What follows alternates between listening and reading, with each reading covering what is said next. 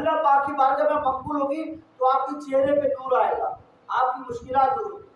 لیکن ہمارے پاس وقت نہیں، ساری چیزوں کا یہ وقت ہے، شادی میں جانے کا وقت ہے، غم میں جانے کا وقت ہے، کسی دوست میں پارٹی کرنے کا وقت ہے، ہمارے پاس سارے وقت ہے. نہیں وقت نکلتا تو ہمارے پاس دین کے لیے وقت نکلتا، نہیں وقت نکلتا تو نماز کے لیے وقت نہیں نکلتا.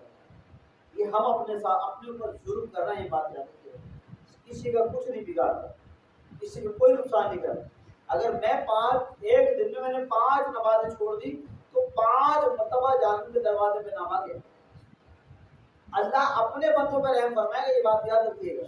اب آپ سے پوچھے، آپ نے یار میں تو اللہ کا بندہ ہوں، اللہ کا بندہ تو بتاؤ بھائی اللہ کے کام کون سے کرتے ہیں؟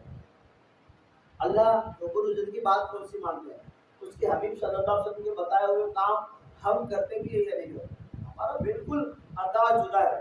لفظ سے یہ ہے کہ میرے لیے اللہ ہی کافی ہے، عمل سے یہ ہے کہ دنیا میرے لیے کافی ہے. ہم اپنے آپ میں تضاد پہ ہیں، اپنے آپ کو ہم دھوکہ دیتے ہیں. یار ہاں جو بات ہو جائے دینی اور کسی مولانا سے ملاقات ہو جائے تو ایسی دینی باتیں کریں، ایسی کریں، حیران اور پریشان، یار اس کے بندے کو اتنی معلومات ہے. لیکن معلومات تو وہ کمال